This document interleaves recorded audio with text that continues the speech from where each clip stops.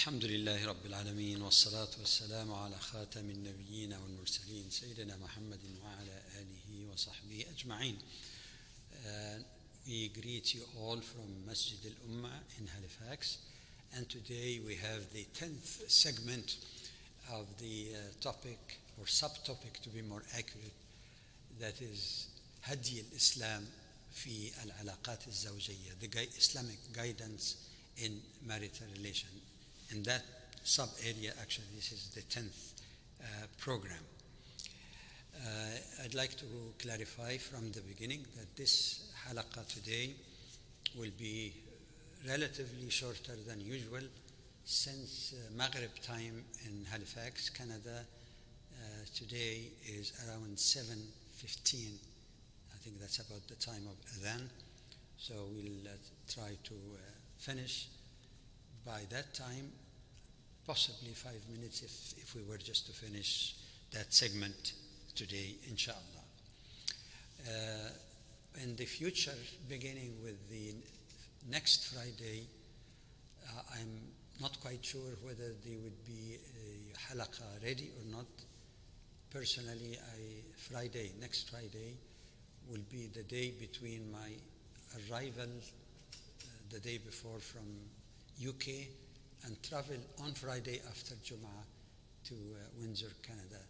So it doesn't seem to be very likely that there will be enough time to pre-record another segment of this sub-series, inshallah. Furthermore, of course, the time is changing so fast, so we will be consulting with our beloved Imam, Sheikh Abdullah Yusri, Hafidahullah, to coordinate, maybe change or adjust the time for the coming period, inshallah ta'ala. Now, in the previous segment, we continued speaking about the mutuality of duties and responsibilities of husband and wife. We clarified that in some reasonably considerable detail.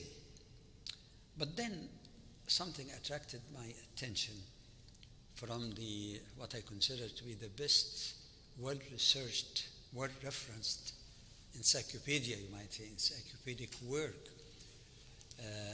on women, and the author is Sheikh Abdul Halim Abu Shaqqa, alayhi rahmatullah, may Allah bless his soul. And it's composed actually of 6 volumes in great details, and we've been using that as one of the primary sources of this halaqah. But actually, he is the main source for this particular halaqah. And what I admired very much, even though other things that I read and other scholars who wrote about the subject also mentioned some of these issues, is that he did not stop only by focusing on the material rights. How much is the husband responsible for the providing for his wife and children and all of these, some of the fundamental kind of mutualities, that he went beyond that to give more elaboration on things that are beyond the legal aspects of obligation. And he divided that into 10 mutual rights / obligation. We'll go through them one by one, inshallah. Some of them might take a little bit more time than the other. Number 1, he called it in Arabic حق اللطف من جانب الرجل, focusing on man's obligation to start with. We can say that the first right is the right of being treated gently. In other words, it is a mutual obligation of gentleness in the relationship between men and women. We have already mentioned in a previous session, but we need to make cross-reference here. The Quran makes it clear, وَعَاشِرُوهُنَّ بِالْمَعْرُوفِ, addressing men, that you should dwell with your wives بالمعروف. Sheikh Rashid Rida, in his Tafsir al-Manar, as quoted by Abdul Halim Abu Shaqqa, says that ma'ruf here means that the companionship between husband and wife should abide by what right minds consider to be fair and gentle. And also, in terms of relating to a female like a wife, that the companionship or the obligation of husband to be gentle, meaning something that goes with the understanding of the nature of women, and something that cannot be criticized or condemned either on the basis of Sharia or custom. And then he gives maybe a number of examples, maybe 8 areas to clarify what does it mean to be gentle to the wife. He says, for example, that to be constrictive or very strict with the wife in terms of nafaqah, spending on the wife, if the person has the means, is not gentle. Also, to have always abus al-wajh, to have a sort of uncheerful face even, is not a part of gentleness. And he says all of these actually stands contrary to what the ayah in the Quran and also some of the hadiths of the Prophet ﷺ, they speak about dwelling bil ma'ruf, with what is good. The Prophet ﷺ gave us a good example by also how to be gentle with one's wife. In a hadith narrated through Sa'd ibn Abi Waqqas radiallahu anh, and that is in both Bukhari and Muslim, part of the advice of the Prophet sallallahu alaihi wasallam, whatever he says, whatever you spend by way of on your wife or family, it is like a charity for you. Charity in a sense that you get reward from Allah. It's just like zakah, for example. And the Prophet ﷺ continues to say, حتى اللقمة ترفعها إلى في امرأتك.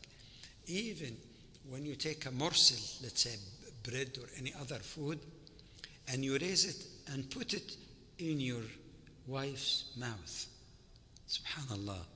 Ibn Hajar al-Asqalani, the famous commentator on Sahih al-Bukhari, he says to raise a food or an item of food and put it in your wife's mouth, it happens only عند الملاعبة والممازحة. That's at the time when you're really playing and joking lightly with your wife. The act itself speaks for itself.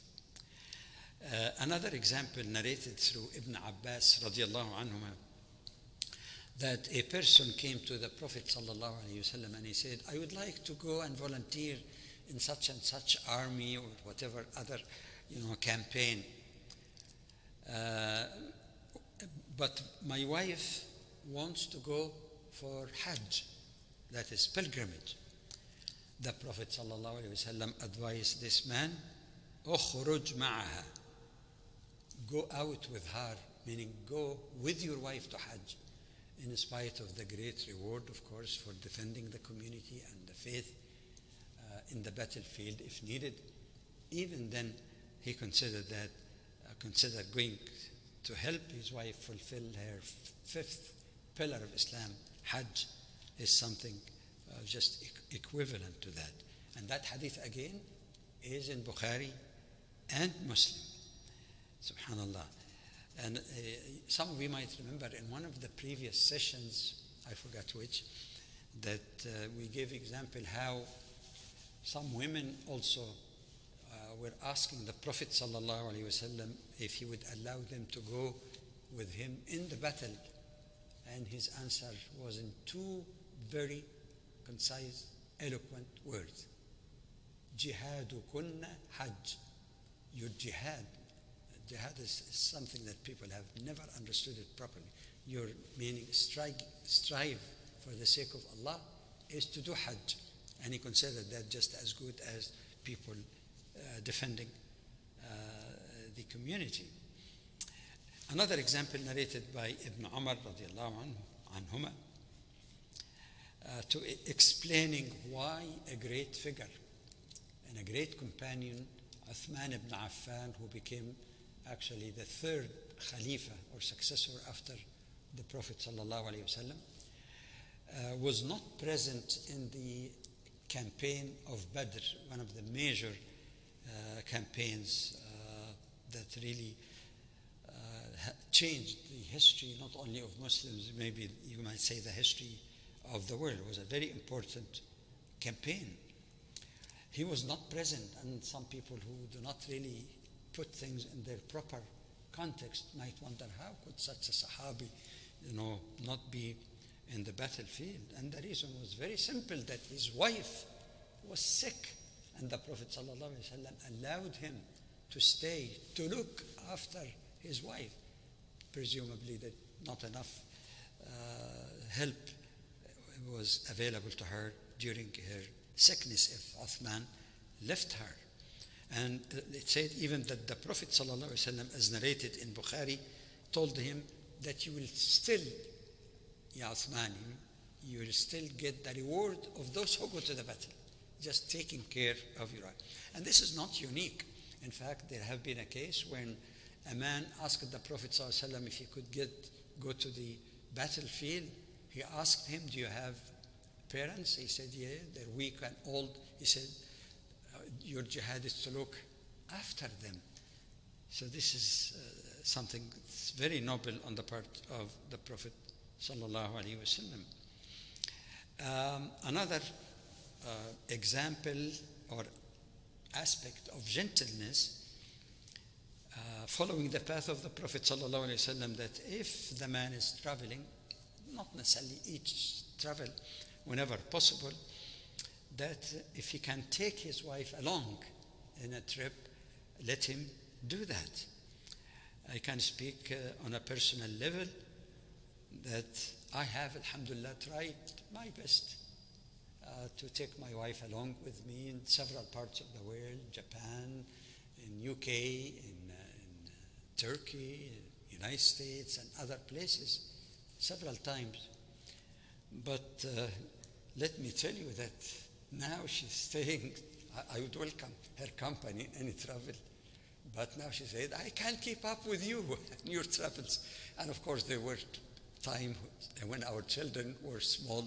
So, but I'm just trying to follow the advice of the Prophet ﷺ and his sensitivity, because he himself, whenever he was traveling for some trip, even sometimes a battle, even he make qur'a, sort of a method of getting one of his wives also to travel with him. Another example of the gentleness of the Prophet sallallahu alaihi wasallam. We cannot reach his level, but he's a good example of us, that he is so gentle in the treatment of women, even if they don't behave really in the ideal way. An example of this, it says that Umar radiallahu anh, and that again is in Bukhari and Muslim, these are all very authentic and powerful ahadith. It says that Umar radiallahu anh came to see the Prophet sallallahu alaihi wasallam. He asked for permission, like when you knock at the door or something, asked for permission. At that time, there were a good number of women talking with the Prophet sallallahu alaihi wasallam. They were talking and talking, I can imagine, and raising their voices and asking more and more and all of this. So when Umar, they recognized that the person entering now is Umar, they all ran away. They hid behind some sort of partition. It says satir. Satir could be a partition, could be a wall. So all those who were talking and raising their voice with the Prophet ﷺ, they disappeared. So when Umar entered, he found that the Prophet ﷺ was laughing. Usually, like some other narration says, وَكَانَ ضَحِكُهُ تَبَسُّمًا. Most of the laughing of the Prophet ﷺ was like smile. So he found the Prophet smiling. So Umar asked him, what about? Meaning, why are you laughing? أضحك الله سنك, يعني a praise of the Prophet. Why are you smiling? So the Prophet ﷺ, he said, I really wondered about those group of women who were with me, and whenever they heard your voice, صوتك, all of them disappeared and hid. So Umar radiallahu anhu, he addressed those women, عدوات أنفسكن. He's like speaking strongly to them. You who are the enemies of yourselves. The reason he doesn't want to attack them, he says, you owe me, you feared me, have much fear and awe, rather than having that awe of the Prophet sallallahu alaihi wasallam. Okay, it is said that some of them actually responded to him, yes, meaning in comparison to the Prophet, but you are a tougher person. This is again in Bukhari and Muslim, which shows that the Prophet ﷺ was very accessible, easygoing. They raise their voice and they interrupt one another and make all this or ask for whatever and ask for more and more. It could be questioned. Some interpreted they need provision from the Prophet ﷺ or whatever. But he did not mind that. But of course, I remember reading a narration. I could not document it for that session here, but I think a narration is a very similar hadith. But after they said that you are tougher with us, meaning not like the Prophet ﷺ, the Prophet ﷺ praised Umar radiallahu anhu by saying that if Umar was walking in a given road, shaitan would run away and take another road. It's just a symbolical of the value of Umar radiallahu anhu. Of course, not everybody is like the Prophet in every aspect of it. Anyway, another example, two more, that even when his wife would somehow get into argument with the Prophet ﷺ or talk back to him or something, even when he gets angry, he keep patience. And as we said earlier also in more than one occasion, never did he use to any physical violence in response to that. He always was patient and gentle, even if he's angry. I'll give you an example of this, an interesting narration that says that Umar, and again, we were speaking about Umar ibn al-Khattab, the second Khalifa after the Prophet sallallahu alaihi wasallam. He's very good, soft-hearted, but he's also a very firm person. So one time he was in his house, and it says he was thinking, but it looks like probably it was loud thinking. You know, sometimes you say, oh, what are you going to do, Jamal? Should I do this or that? Yani, speaking so that his wife heard him talking, with himself. He was not talking to his wife. So his wife intervened, and she told him, هلا فعلت وكذا وكذا. Maybe you should do this or that. So Umar told her, why are you, interfering in something that doesn't concern you? She told him, and she was not a simple woman also, she was very, very, you might say, firm woman who knows her right Islamically. She responded to him, عجبا لك يا ابن الخطاب. You're doing something very strange, son of Khattab. That's her husband. You do something that's rather wondrous, strange. You don't want anyone to talk back to you or comment, and your own daughter, she refers here to Hafsa, the daughter of Umar, who is the wife of the Prophet sallallahu alaihi wasallam, sometimes keep talking back to the Prophet that he becomes angry for the whole day, and yet still gentle with her. Apparently he moved, because we find another narration that Umar went to another wife of the Prophet sallallahu alaihi wasallam, Salama, known as a wise older woman, very noble one. But apparently, some narrator will say that this probably Salama has some kind of kinship relationship with Umar. So he went to her and talked to her also about his wife talking back to him. She tells him, Umar, why do you want to put yourself in between the Prophet and his wives? And then she added, Wallahi, in the name of Allah, by the name of Allah, we talk to the Prophet sallallahu alaihi wasallam, talk back to him.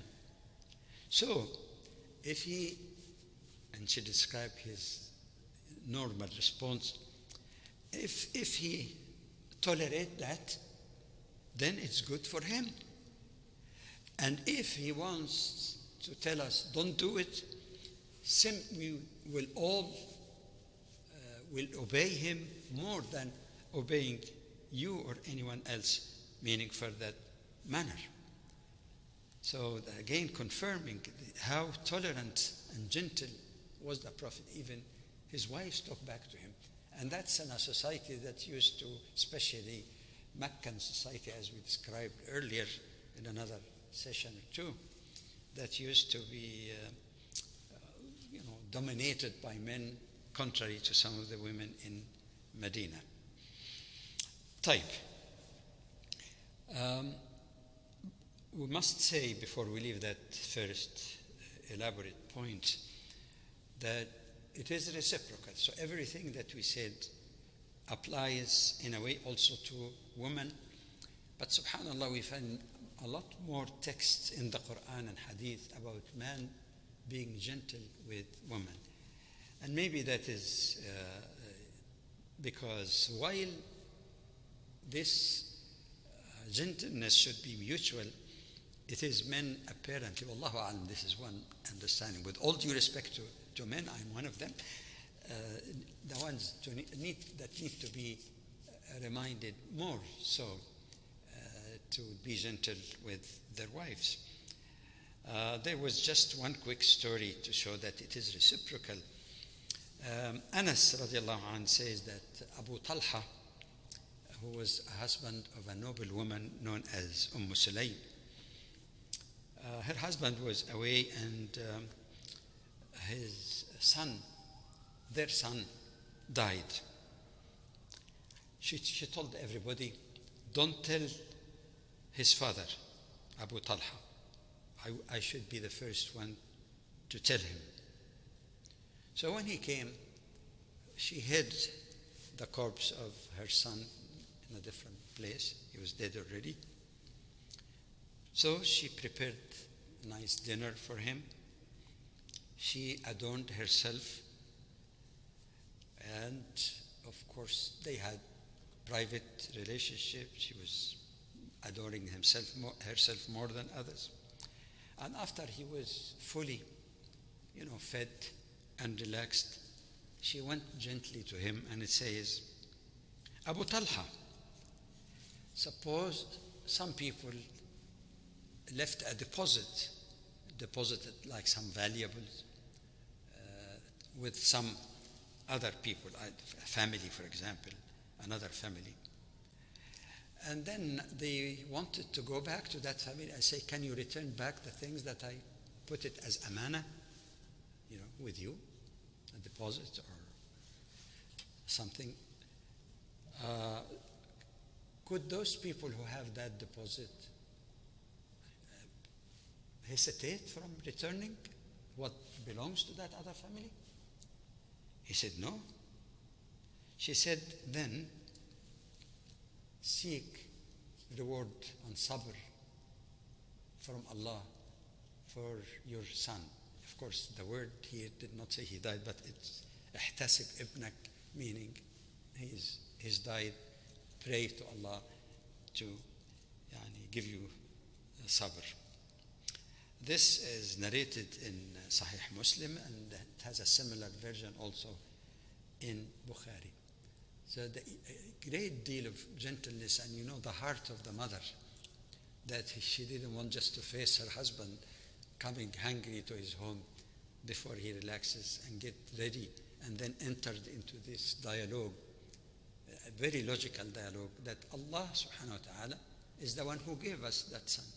Allah subhanahu wa ta'ala decided to recall that son. So it's just like something you give to someone, but the original owner, Allah subhanahu wa ta'ala in that case, decided to take back. So in other words, to reduce his anxiety. The second of 10, and alhamdulillah we're doing okay, the right of receiving mercy. Of course, the key ayah in Surah Al-Rum, Surah 30, ayah 21, that we quoted so many times. ومن آياته أن خلق لكم من أنفسكم أزواجا لتسكنوا إليها وجعل بينكم مودة ورحمة. That's one of the bounties of Allah and His signs, that He made for you from your same nature spouses, and ordained between you, and these are the important words here, مودة ورحمة. Mawadda, as explained in a previous session, is even more than, in the opinion of some, is more than just love. Abu Shaqqa had an interesting statement here that I love to translate because of time, and it is, I think, in volume 5. He says that the basic rule is that the family is based on two main pillars: mawadda, deep love, sustained love, and mercy or compassion. And that, his comment is that with love, people would be unselfish. Unselfish to the point of give, even when they need something, give the other more than their rights. In other words, the husband, for example, gives his wife more than her minimum right and obligation, and she does the same. So love leads to this unselfishness, and when this is the relationship, then all the argument about my right and your right, I'm just saying there is no rights. Of course, there is minimum rights given in Sharia. When there is that kind of attitudes and feeling, nobody would keep saying my right, your right. It becomes more, easygoing kind of relationship. And then he continues. If indeed love becomes a little lessened, cooled down a little bit, so the love is not as it used to be in some cases, it says then the other pillar of marriage, which is compassion, rahmah, mercy, will take over. In other words, I'm not saying there should be no rahmah before that, but it becomes the more prominent feeling that even if there is no love for some reason or the other, then mercy should not cease. And he says when that happens, then it is permissible, it is okay to speak about rights. See, you don't speak about it when there is that love and reciprocity. You give everything, then in that case, we make sure that rights are not trampled upon because of some temporary or extended feeling of disaffection between.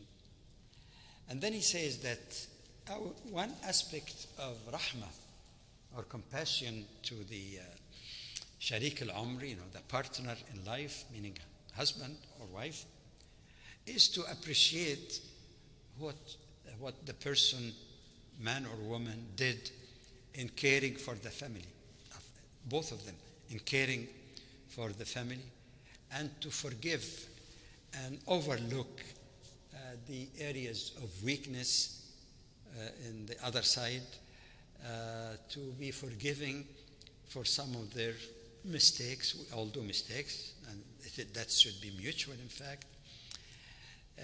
وَجَمِيلِ رِعَايَتِهِ, also the compassion and care when one side or the other is passing through tough time or illness or poverty, and to be patient. And in fact, I like that notion because it reminded me that the Prophet ﷺ, once sitting among his companions, and he speak about rahmah, compassion. So the Sahaba says, "Kulluna rahim, ya Rasulullah." He said, all of us are merciful. He said, I don't mean this. لَيْسَ رَحْمَةُ أَحَدِكُمْ صَاحِبًا. I'm not talking about your mercy to your friend, or in that vein also your family member, because that's natural, that you be merciful to your kids, to your parents, to your friends. But he added, وَلَكِنْ رَحْمَةٌ لِلْعَامَّةِ. But I'm speaking about mercy which is embracive of all.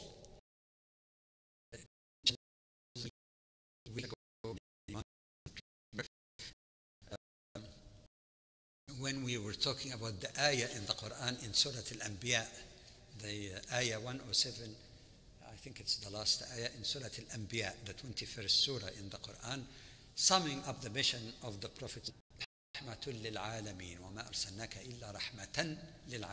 We have not sent you, O Prophet ﷺ, except as mercy to the worlds. And we said that the world of humans, the world of animals, the world of vegetation.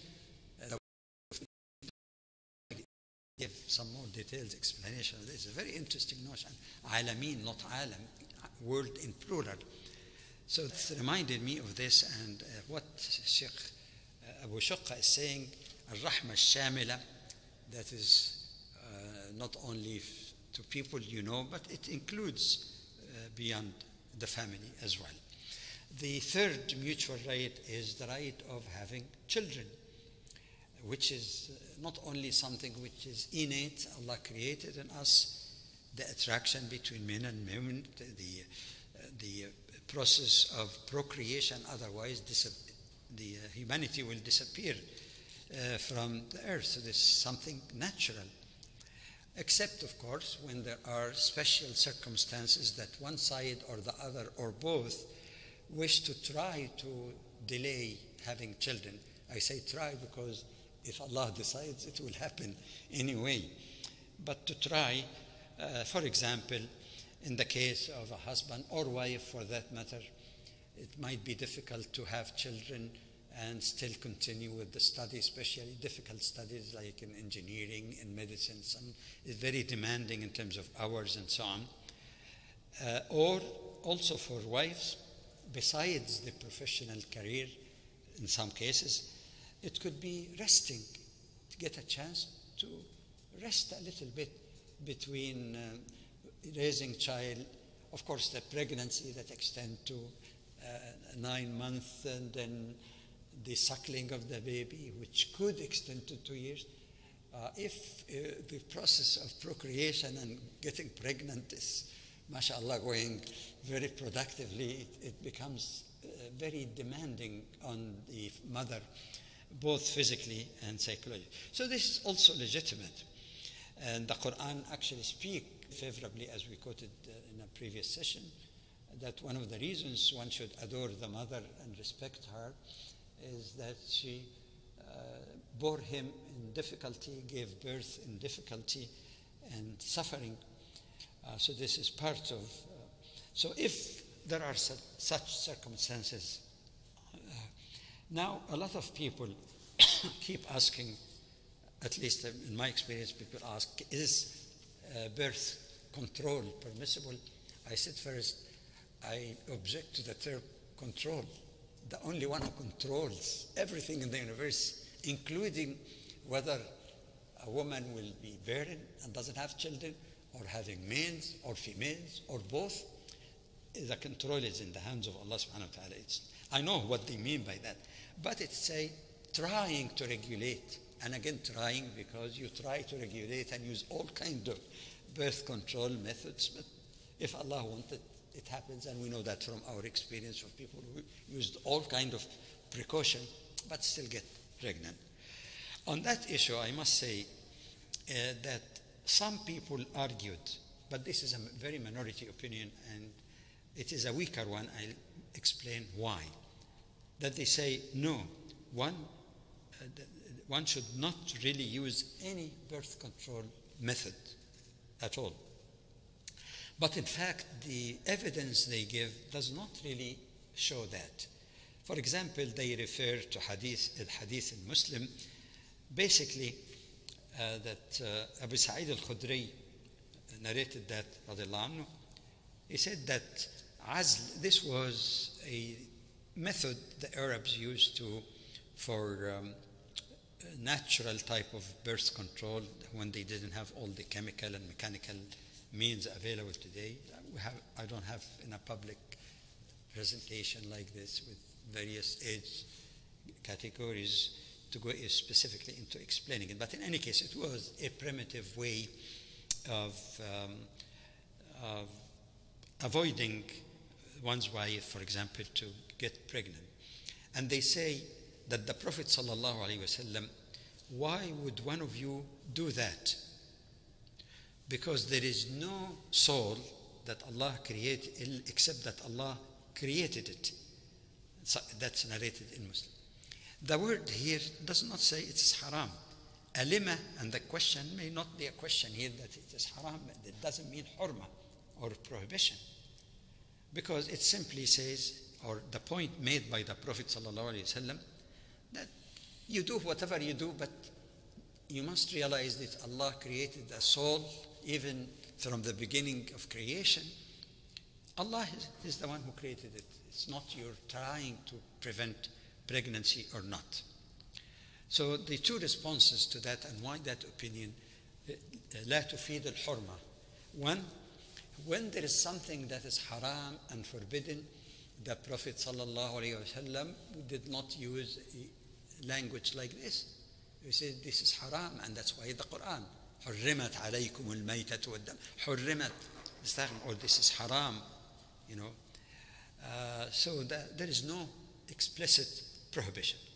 What is more important, actually, is there are several texts in that is clearly in favor, not in favor, permissible, or shows that it is permissible to try to regulate pregnancy. An example of this is a person who came to ask the Prophet ﷺ about also using the method that they have, it's called the azl in Arabic, anyway, that they used to have for avoiding pregnancy. And it says the Prophet ﷺ said, اعزل إن شئت, اعزل عنها إن شئت. You can use it. You can say that if he said one time is haram and say you can use it. So obviously there is no hurma here. This is clear. He says, all right, use it if you wish. But whatever Allah decided for her will happen. Okay? There is something that is even more explicit. And Jabir also, radiallahu anh, and that is narrated even in both Bukhari and Muslim. Okay? He says, كنا نعزل على عهد رسول الله صلى الله عليه وسلم والقرآن ينزل. We, meaning the Sahaba, the companions, we used to use that method to avoid pregnancy at the time of the Prophet sallallahu alaihi wasallam while the Quran was being revealed to him. And in the Muslim narration, there is an extra sentence. He says, فَبَلَغَ ذَلِكَ نَبِيَّ اللَّهِ صَلَّى اللَّهُ عَلَيْهِ وَسَلَّمَ فَلَمْ يَنْهَنَا. The Prophet ﷺ knew of that and he never told us not to do it. So I think it is quite obvious that it is permissible. Maulana Maududi alayhi rahmatullah, I understand his objection to birth control, so-called, is as a national policy, like that used what happened in China for one time. You can have only one child and all of this, but not for individual cases. The fourth mutual right is to have trust and good thought of others. An example given in a hadith narrated by Jabir bin Abdullah, that the Prophet ﷺ said, if some of you was away from his family for a long atala, for a long period of time, let him not go home at night. Even if you reach Medina, don't enter into your house at night.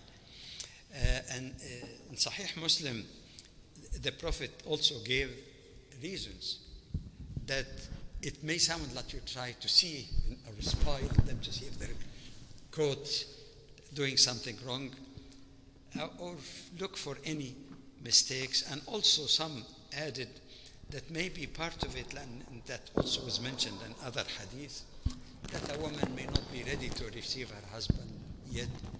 So by camping, and if she knew that they are right, but she can clean herself and put herself in better shape, which is good to strengthen relationship.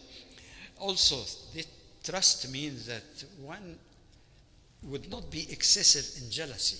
Of course, there is some jealousy that, as the Prophet ﷺ said in one hadith, if there is good reason for a person to be jealous because there are some signs, well, this is fine.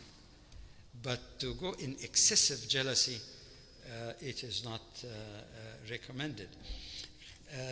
One thing that was mentioned in the book, it says also to have good thinking, or not to have evil thinking, is not to keep turning and digging the past. He says, for example, if a person asks his wife, is our love the first love? He says this su'alun ahmaq, that this is an idiotic question. And he says to try even to answer, even if it's truthful, there is something else. Gawabun akhraq, it is equally idiotic kind of argument. And he says, وجواب السؤال الأحمق أو السؤال الأحمق يجاب بالجواب الحكيم. An idiotic question should be answered in terms of wisdom, not in exact events or something of that nature. In fact, the Prophet ﷺ excluded from not telling the truth 3 things. Otherwise, everything must be truthful. And the sensible ones. Unfortunately, some propagandists say, oh, the Prophet teaches his follower lying and all of that. And that's distortion. And they haven't read even. They just pick one test, take it out of all the teaching of Islam.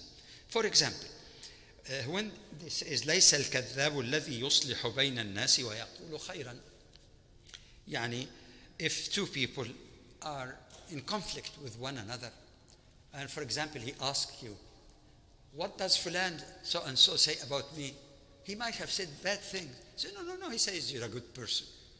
It is not cheating, it is, but in trying to bring hearts together, and that is quite reasonable.